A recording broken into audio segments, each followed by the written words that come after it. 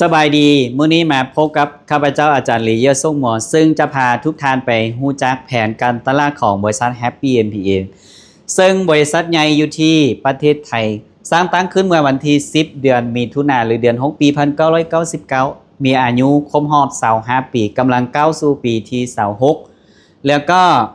เข้ามาในลาวได้8ปีกว่าซึ่งรายละเอียดเดี๋ยวพวกเรามาเบิ่งซึ่ง Happy MPM อันนี้เป็นตึกของ Happy MPMเป็นตึกโนโบเฮาส์อยู่ในบริษัท Happy MPM มีท่านประธานท่านสุกิจ ซับเพิดพายแล้วก็พร้อมด้วยภรรยาก็คือท่านนางอารยา ซับเพิดพายแล้วก็ได้ส่งต่อให้ลูกชายฝาแฝดคือบอสเมกหรือว่านพภวิทย์ ซับเพิดพายกับบอสมิกหรือว่าน้องชายนพภวัฒน์ ซับเพิดพายเขาจะเป็นผู้สืบทอดดูแลบริษัท Happy MPM พร้อมด้วยอ้ายของ2ท่านก็คือโค้ชปิงปองบริษัท Happy MPM อยู่ในลาวได้8ปีกว่าซึ่งขยายได้4สาขาใหญ่สาขาที่1อยู่ที่นครหลวงเวียงจันทร์อยู่ใกล้ๆกับประตูไสหรือว่าอนุสาวรีย์สาขาที่2อยู่ที่แขวงเชียงขวางสาขาที่3อยู่ที่แขวงสวรรณเขตแล้วก็สาขาที่4อยู่ที่ปักเซแขวงจำปาสักบริษัท Happy MPM มีการตลาดที่ง่ายซึ่งเข้ามาปุ๊บมาสมัครปกติสมัคร390 บาทแต่มื้อนี้วันที่18เดือน8ปี2024ก็คือสมัครฟรีท่านใดสนใจยังสมัครฟรีสามารถติดต่อมาได้เมื่อสมัครแล้วปุ๊บท่านสามารถซื้อสินค้าในราคาสมาชิกอันที่2บ่มีการต่ออายุ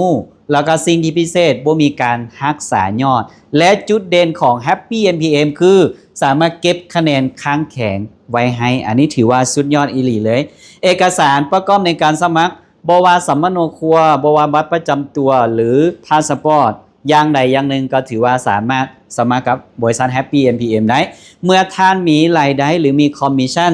จะโอนผ่านธนาคารพงสวรรค์เป็นสกุลเงินกีบเมื่อสมัครแล้วปั๊บท่านจะมีโอกาสมีรายได้5ช่องทางที่1จะเป็นจากกำไรการขาย 30-50%ช่องทางที่2คือรายได้จากค่าแนะนำสินค้าสูงสุดถึง 150% แล้วก็รายได้ช่องทางที่3เป็นรายได้โบนัสจากการบริหารทีมหรือวิกสตองแข่งออน 30% รายได้ช่องทางที่4เป็นรายได้โบนัสจากการบริหารองค์กรหรือ Matching โบนัสซีซั่นเลิกถึง 200% และรายได้ช่องทางที่5เป็นรายได้จากยอดออนเซล 3-6% ยกตัวอย่างรายได้ช่องทางที่1ยกตัวอย่างว่าสินค้าทุกอย่างอยู่ในบริษัท Happy MPM เมื่อท่านขายแล้วท่านจะได้กำไรจากการขายอย่างน้อย 30-50% แล้วก็รายได้ช่องทางที่2เป็นรายได้โบนัสจากค่าแนะนำสินค้าอย่างเช่นว่ามื้อนี้ตัวเฮาอยู่ในตำแหน่ง 1,000 คะแนนแล้วเฮาไปแนะนำ A อยู่ตำแหน่ง 1,000 คะแนนตัวท่านจะได้รับไปเลย 1,200 บาทบอกได้เลยว่าใจหลายอีหลีแล้วก็เฮาแนะนำต่อเป็น B เป็นคนที่2 B 1,000 คะแนนเฮาก็จะได้ 1,200 บาทอีกเฮาบ่หยุดเฮาแนะนำต่อเป็น C คนที่3เข้ามาปุ๊บเฮาก็สิได้จาก C คือ 1,200 และสิมีวิกสตอง250 บาทก็สิกลายเป็น 1,450 บาทแนะนำดีเป็นคนที่4เข้ามาปุ๊บเฮาก็จะได้ดี1,200 แล้วก็มีบาลานซ์250 บาทเป็น 1,450 บาทรวมกันเป็น 5,300 บาทจากการแนะนำเพียงแต่4คนมีคนละ 1,000 คะแนนน้อยเดียวเท่านั้นเองเมื่อเฮาสะสมตำแหน่งเป็น 3,000 คะแนนเฮาแนะนำ A อยู่ในตำแหน่ง 3,000 คะแนนรับไปเลย 3,600 บาทบอกได้เลยว่าหลายมหาศาลหลายอีหลีแล้วก็แนะนำ B เฮาก็จะได้จาก B 3,000 คะแนนก็จะได้ 3,600 บาทแนะนำ C เข้ามาปุ๊บ C มี 3,000 ก็จะได้จากC 3,600 บาทแล้วมันจะมีการบาลานซ์900 บาทเป็น C เฮาสิได้ 4,500 แนะนำ D เข้ามาปุ๊บ D 3,000 คะแนนเฮาก็จะได้จาก D ก็คือ 4,500 บาทรวมจาก A B C D ที่เฮาแนะนำตรงมีโอกาสมีรายได้ทันทีอาทิตย์หน้าโอนเข้าบัญชีคือ 16,200 บาทบอกได้เลยว่าใจหลายอีหลี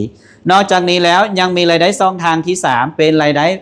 การบริหารทีมเป็นวิกสตองบริษัท Happy MPM เป็นบริษัทไบนารีมี2ขายกตัวอย่างว่า สีฟ้ามีคะแนนขึ้นมา 100,000 คะแนนสีเขียวมีคะแนนขึ้นมา 200,000 คะแนนแสดงว่า 100,000 คือคะแนนน้อยหรือคะแนนค้างอ่อน 200,000 คือคะแนนค้างหลายหรือว่าค้างแข็งในระบบจะคำนวณเป็นวิสตองเบื้องอ่อนมาหลายสำใดคูณได้ 20% เอา 100,000 มาคูณได้ 20% เท่ากับ 20,000 บาทเบื้องแข็งจะบาลานซ์เท่ากับเบื้องอ่อนมา 100,000 เบื้องแข็งกับซีฮัก 100,000 มาคูณได้ 10% เท่ากับ 10,000 บาทโบนัสที่จะเข้าบัญชีตัวเราเองก็คือ 20,000 บาทมาบวกให้ 10,000 บาทเท่ากับ 30,000 บาทและยังมีคะแนนที่เกินอยู่ในเบื้องแข็งคือ 100,000 คะแนนเก็บไว้คำนวณรอบต่อไปความหมายรอบต่อไปก็คือนับเต็มเมื่อวันจันทร์มื้อต่อไปจนไปหาเมื่อวันอาทิตย์สนะ Happy MPM ของพวกเราจ่ายเป็นวิสตองนอกจากนี้แล้วยังมีรายได้2ทางที่ C ก็คือแผน C หรือว่ารายได้ matching 200% นั่นเองยกตัวอย่างแบบนี้รายได้ใน2ทางนี้อันนี้คือตัวเราเองแล้วเราแนะนำได้ G1 ก็คือสั้นลูกหรือคนที่เราแนะนำตรง G1 จะมีรายได้เกิดจากค้างแข็งค้างอ่อนปกติมันจะมีคะแนน 300,000 คูณได้ 20% เท่า 60,000 แต่อาซีหมู่ๆนิดนึงแต่รายได้2ทางนี้เกิดจาก 10% ของค้างแข็งยกตัวอย่างว่า 300,000 คะแนนมาคูณให้ 10% เท่ากับ 30,000 บาทถ้าคนนี้เป็นเจนหนึ่งของเราเองหรือสั้นลูกเราก็จะได้รับเต็ม 100% G1 ได้รับ 30,000 บาทจาก 10% ครั้งนี้เราก็จะได้ 30,000 บาทมาเบิ่งรายละเอียดตัวอย่างปุ๊บยกตัวอย่างว่าอันนี้คือตัวเราเองแล้วเราแนะนำได้ลูกมีการจับคู่เกิดขึ้นแล้วลูกได้ 30,000 บาทจากค้างแข็ง 10% ตัวเรารับเต็ม 100% ไปเลยเท่ากับ 30,000 บาทถ้าลูกได้ 60,000 บาทเราก็จะได้รับ 100% 60,000 บาทถ้าลูกได้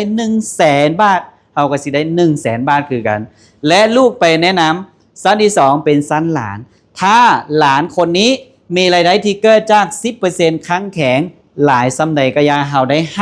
50% ยกตัวอย่างมาหลานมีรายได้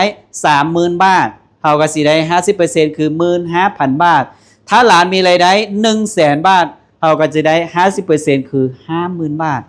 ถ้าสั้น2ไปแนะนำสั้น3จะเป็นสั้นเหลนมีรายได้จากการบาลานซ์ 10% ค้างแข็งหลายซ้ำใดก็ยาเราได้ 30% ยกตัวอย่างว่า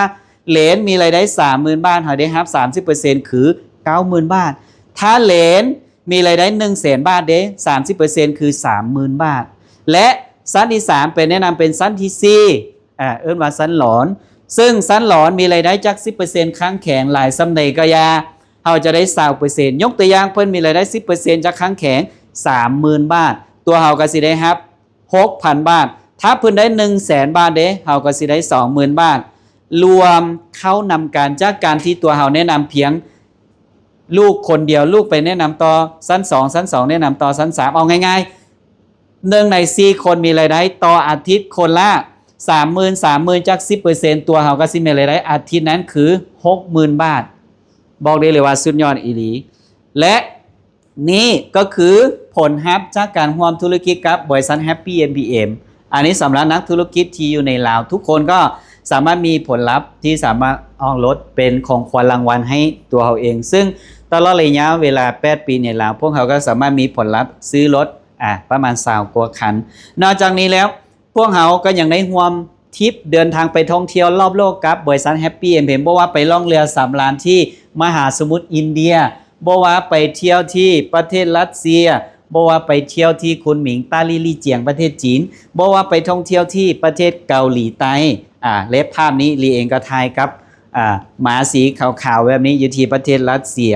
นอกจากนั้นแล้วก็ยังได้ไปเที่ยวหลายๆประเทศเลยอันนี้ก็คือประเทศมาเลเซียและนี่คือเครื่องบินบอกได้เลยว่าพวกเขาทุกคนอยู่กับ Happy MPM เป็นบริษัทที่มีระบบที่ดีมีความมั่นคงและสิ่งที่เด่นกว่านั้นก็คือบริษัท Happy MPM พวกเขามีระบบที่ดีสามารถหาเงินให้ตัวแทนได้ง่ายฉะนั้นคนใดที่กำลังมองหาธุรกิจหรือกำลังหาบริษัทที่1มีความมั่นคง2มีสินค้าที่ดี3มีการตลาดที่จ่ายจริงใจแท้แล้วก็จ่ายดี